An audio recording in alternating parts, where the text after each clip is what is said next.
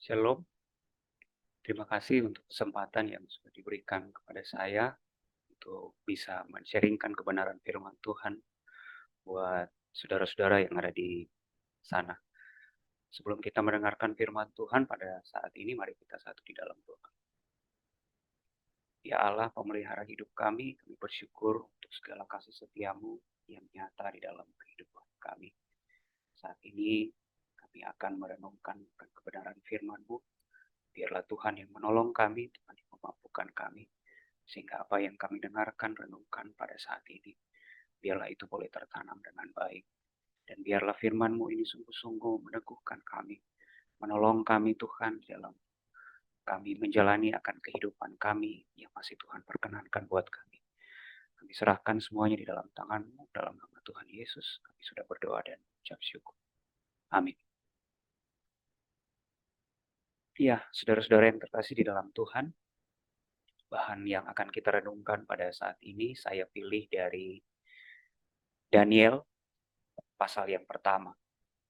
Daniel pasal yang pertama, kalau di dalam firman Tuhan, Alkitab kita, Daniel pasal 1 ayat 1 sampai dengan ayatnya yang ke-21. Daniel pasal yang pertama, ayat yang pertama sampai dengan ayatnya yang ke-21. Kalau kita sudah menemukan bagian firman Tuhan ini, kita akan mendengarkan dari Alkitab audio yang saya akan putarkan.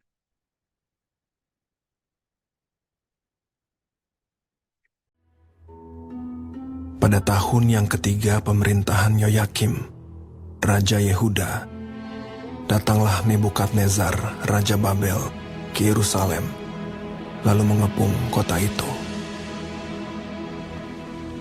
Tuhan menyerahkan Yoyakim, Raja Yehuda, dan sebagian dari perkakas-perkakas di rumah Allah ke dalam tangannya. Semuanya itu dibawanya ke tanah Sinear, ke dalam rumah dewanya. Perkakas-perkakas itu dibawanya ke dalam perbendaharaan dewanya. Lalu raja bertitah kepada Aspenas, kepala istananya, untuk membawa beberapa orang Israel yang berasal dari keturunan raja dan dari kaum bangsawan, yakni orang-orang muda yang tidak ada sesuatu celah, yang berperawakan baik, yang memahami berbagai-bagai hikmat, berpengetahuan banyak, dan yang mempunyai pengertian tentang ilmu, yakni orang-orang yang cakap untuk bekerja dalam istana raja, supaya mereka diajarkan tulisan dan bahasa orang Kasdim. Dan raja menetapkan bagi mereka pelabur setiap hari dari santapan raja dan dari anggur yang biasa diminumnya. Mereka harus dididik selama 3 tahun, dan sesudah itu mereka harus bekerja pada raja. Di antara mereka itu, ada juga beberapa orang Yehuda, yakni Daniel, Hananya, Misael, dan Azaria. Pemimpin pegawai istana itu memberi nama lain kepada mereka. Daniel dinamainya Belsazar, Hananya dinamainya Sadrak, Misael dinamainya Mesak, dan Azaria dinamainya Abednego. Daniel berketetapan untuk tidak menajiskan dirinya dengan santapan raja dan dengan anggur yang biasa diminum raja. Dimintanyalah kepada pemimpin pegawai istana itu supaya ia tak usah menajiskan dirinya. Maka Allah mengaruniakan kepada Daniel kasih dan sayang dari pemimpin pegawai istana itu. Tetapi berkatalah pemimpin pegawai istana itu kepada Daniel, "Aku takut kalau Tuanku Raja yang telah menetapkan makanan dan minumanmu berpendapat bahwa kamu kelihatan kurang sehat daripada orang-orang muda lain yang sebaya dengan kamu. Sehingga karena kamu, aku dianggap bersalah oleh Raja."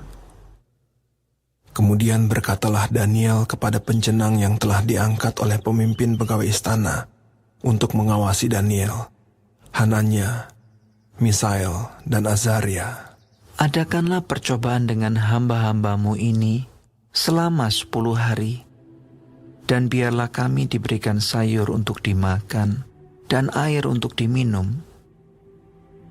Sesudah itu, bandingkanlah perawakan kami dengan perawakan orang-orang muda yang makan dari santapan raja. Kemudian, perlakukanlah hamba-hambamu ini sesuai dengan pendapatmu. Didengarkannyalah permintaan mereka itu. Lalu diadakanlah percobaan dengan mereka selama 10 hari. Setelah lewat 10 hari, ternyata perawakan mereka lebih baik dan mereka kelihatan lebih gemuk daripada semua orang muda yang telah makan dari santapan raja. Kemudian penjenang itu selalu mengambil makanan mereka dan anggur yang harus mereka minum, lalu memberikan sayur kepada mereka. Kepada keempat orang muda itu, Allah memberikan pengetahuan dan kepandaian tentang berbagai-bagai tulisan dan hikmat, sedang Daniel juga mempunyai pengertian tentang berbagai-bagai penglihatan dan mimpi. Setelah lewat waktu yang ditetapkan raja, bahwa mereka sekalian harus dibawa menghadap, maka dibawalah mereka oleh pemimpin pegawai istana itu ke hadapan Nebukadnezar. Raja bercakap-cakap dengan mereka, dan di antara mereka sekalian itu tidak didapati yang setara dengan Daniel, Hananya, Misael, dan Azaria. Maka bekerjalah mereka itu pada raja. Dalam tiap-tiap hal yang memerlukan kebijaksanaan dan pengertian, yang ditanyakan raja kepada mereka, didapatinya bahwa mereka 10 kali lebih cerdas daripada semua orang berilmu dan semua ahli jampi di seluruh kerajaannya. Daniel ada di sana sampai tahun pertama pemerintahan Koresh. Ya, sedemikian jauh yang sudah kita baca. Berbahagialah kita yang tidak hanya mendengarkan firman Tuhan, tapi juga melakukannya di dalam kehidupan kita. Ya, saudara-saudara yang terkasih di dalam Tuhan, di dalam kehidupan kita pasti seringkali terjebak dalam situasi di mana seringkali kesulitan memaksa kita untuk mempertanyakan kehadiran Allah. Kadang di dalam situasi seperti itu, ketika kita merasa Allah, kita rasakan ketidakhadirannya, kita diperhadapkan kepada pilihan apakah kita akan tetap mematuhi kebenaran firman Tuhan, ataukah kita hanya memilih untuk menggunakan akal budi kita, pikiran kita sendiri, untuk melakukan sesuai dengan apa yang kita anggap baik. Nah, saudara-saudara yang terkasih di dalam Tuhan, perikop pembacaan kita dalam Daniel pasal yang pertama berbicara tentang awal kehidupan umat Israel pada saat itu, ketika mereka di dalam masa pembuangan atau di awal masa pembuangan. Nah, saudara-saudara yang terkasih di dalam Tuhan, inilah yang kita lihat di dalam bacaan kita di dalam Daniel yang pertama, khususnya di awal-awal ayat pembacaan kita. Kalau kita melihat di situ, ada satu masa yang penuh dengan kepahitan, di mana bangsa Israel, segala kebanggaan mereka, bait Allah, tembok kota Yerusalem, semuanya dihancurkan oleh sebuah negara adidaya, yaitu Kerajaan Babel. Bagaimana di dalam pembacaan kita mereka harus mengalami yang namanya masa-masa kelam sebagai budak di dalam kehidupan mereka. Di dalam pembacaan kita, ketika mereka harus meninggalkan tanah mereka, tanah Israel, dan mereka harus dibawa jauh dari tanah mereka, pergi ke satu negara atau wilayah yang kita baca di situ adalah Babilonia. Dibawa ke sana dan mereka harus hidup jauh dari kebiasaan hidup yang mereka alami selama ini. Mereka dibawa di sana sebagai budak dan mereka harus menjalani masa selama kurang lebih 70 tahun seperti yang sudah dititahkan, dinubuatkan oleh Tuhan kepada nabi-nabi mereka sebelumnya. Saudara-saudara yang terkasih di dalam Tuhan, mereka tidak hanya mengalami satu masa yang kelam, masa yang tidak pernah mereka bayangkan sebelumnya, tetapi ada di antara mereka yang pada saat itu juga harus dipisahkan dari keluarga mereka selama kurang lebih 3 tahun dalam masa pembuangan. Mereka harus dikumpulkan, mereka harus dikarantina, mereka harus dididik. Dan setelah kurang lebih 3 tahun mereka menjalani masa pendidikan dan karantina, mereka harus bekerja di istana raja. Nah, saudara-saudara yang terkasih di dalam Tuhan, mari kita melihat beberapa poin yang bisa kita petik dan kita bisa lihat di dalam perikop pembacaan kita. Ada beberapa hal yang bisa kita renungkan yang saya catat di sini. Yang pertama adalah, kalau kita membaca di dalam ayatnya yang kedua, Tuhan menyerahkan Yoyakim, Raja Yehuda, dan sebagian dari perkakas-perkakas di rumah Allah ke dalam tangannya. Semuanya itu dibawanya ke tanah Sinear, ke dalam rumah dewanya. Perkakas-perkakas itu dibawanya ke dalam perbendaraan dewanya. Lalu kita lihat di dalam ayatnya yang ke-9. Ketika Daniel bersama rekan-rekannya dididik selama kurang lebih 3 tahun. Di situ dalam ayat 9 katakan, maka Allah mengaruniakan kepada Daniel kasih dan sayang dari pemimpin pegawai istana itu. Lalu dari ayat yang ke-17. Ayat ke-17 di situ Allah mengaruniakan kepada mereka karunia, pengetahuan, dan juga hikmat. Kalau dari 3 ayat ini kita menarik satu kesimpulan atau satu benang merah, dalam setiap masa kehidupan Daniel, mulai dari ketika Daniel bersama seluruh bangsa Yehuda pada saat itu, harus dibawa keluar, diasingkan, dijadikan budak di kerajaan Babel. Daniel menulis dan meyakini bahwa apa yang mereka alami saat itu, semuanya ada di dalam kedaulatan Tuhan. Dan ketika mereka harus dididik selama kurang lebih 3 tahun, anugerah Tuhan tidak pernah kekurangan di dalam kehidupan mereka. Tuhan senantiasa mengaruniakan setiap hal yang mereka butuhkan saat itu. Waktu mereka tidak punya hak sebagai manusia, Allah tetap memperhatikan mereka. Melalui Aspenas, kepala istana raja saat itu, mereka masih tetap diperhatikan. Didengarkan apa yang menjadi keluhan mereka, apa yang menjadi keinginan mereka.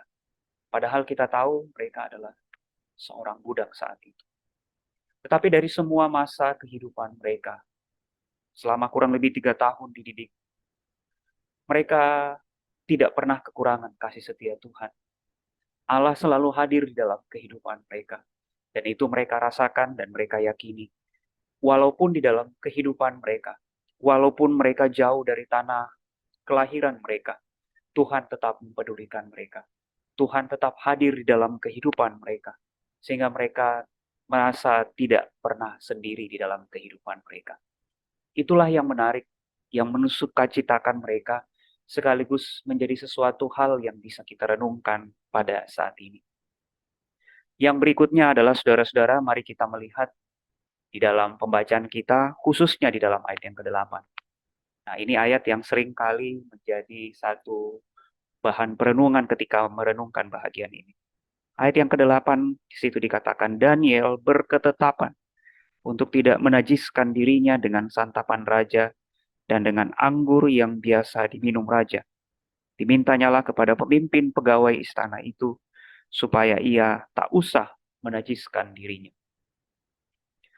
Saudara-saudara yang terkasih di dalam Tuhan, sejak orang Israel menerima Taurat Tuhan, 10 firman Tuhan, mereka juga diajar bagaimana harus menguduskan diri mereka. Dan satu hal yang membuat mereka bisa menajiskan dirinya adalah ketika mereka makan makanan atau minum minuman, hal-hal yang tidak diperkenan oleh Tuhan. Nah, saudara-saudara, bagi Daniel, bagi seluruh orang Israel, hal-hal seperti ini sama saja dengan hal-hal yang melanggar perintah Tuhan. Dan kalau kita membaca di dalam ayat yang ke-8, Daniel berketetapan, Daniel berkomitmen. Dia tidak ingin menjadikan dirinya di dalam posisi kompromi. Ia tetap berkomitmen dan bukan kompromi. Itulah sikap yang ditunjukkan oleh Daniel bersama dengan rekan-rekannya yang berada di dalam masa karantina pada saat itu. Dia tidak melupakan apa yang menjadi perintah Tuhan. Walaupun dia hidup jauh dari tanah Israel, walaupun bagi sebagian orang mungkin merasa Allah sudah meninggalkan dirinya, tetapi bagi Daniel dan rekan-rekannya, ia tetap melihat bahwa Allah mengatur, Allah berdaulat di dalam kehidupan mereka. Dan karena itu Daniel juga melihat bahwa bahwa dirinya dan juga rekan-rekannya harus tetap punya komitmen, harus tetap punya prinsip menaati kebenaran firman Tuhan. Saudara-saudara, inilah yang menjadi satu perenungan buat kita. Kadang-kadang di dalam kehidupan kita, kita dengan mudahnya bisa saja berkompromi. Entah itu karena situasi di sekitar kita yang menekan kehidupan kita. Entah itu karena kita merasa diri kita sendiri saja yang adalah seorang pengikut Tuhan. Mungkin di sekitar kita, kita melihat banyak orang-orang yang hidup di dalam prinsip hidup mereka yang bisa saja bertolak belakang dengan kebenaran firman Tuhan. Nah, saudara-saudara, disinilah iman kita diuji. Iman kita dipertaruhkan. Apakah di dalam masa-masa yang tidak menyenangkan? Apakah di dalam masa-masa perantauan? Apakah di dalam masa-masa kelam hidup kita? Kita masih bisa melihat bahwa firman Tuhan itu adalah satu-satunya penuntun di dalam kehidupan kita. Nah, saudara-saudara yang terkasih di dalam Tuhan, dua hal inilah yang bisa kita renungkan dalam kebenaran firman Tuhan kita pada saat ini. Dan satu hal yang bisa kita renungkan dari kebenaran firman Tuhan dalam masa hidup Daniel di awal masa pembuangan. Sejauh manakah kita sungguh-sungguh yakin bahwa Tuhan selalu hadir di dalam kehidupan kita dan bahwa Ia memelihara kehidupan kita. Kalau kita yakin akan kehadiran Tuhan, kalau kita yakin akan pemeliharaan Tuhan, maka yakin dan percayalah kita juga punya satu komitmen yang kuat bahwa kita akan tetap terus melakukan kebenaran firman Tuhan, berkomitmen untuk hidup di jalan Tuhan. Saudara-saudara, saya tahu saudara-saudara hidup jauh dari keluarga di Indonesia. Saudara-saudara punya pergumulan yang pasti jauh berbeda dengan kami yang ada di Indonesia. Saudara-saudara harus diizinkan Tuhan hidup di antara orang-orang yang tidak mengenal Tuhan. Tetapi yakin dan percayalah, di mana saja saudara berada, Tuhan selalu hadir memelihara hidup saudara di sana. Dan peganglah terus firman Tuhan di dalam kehidupan saudara. Yakinlah bahwa berkomitmen untuk menaati firman Tuhan itu bukan satu perkara yang sederhana. Itu bukan satu perkara yang sia-sia. Tuhan akan selalu bersama dengan saudara-saudara ketika saudara-saudara bisa hidup berkomitmen dan tidak kompromi dalam kehidupan saudara-saudara. Terpujilah nama Tuhan. Amin.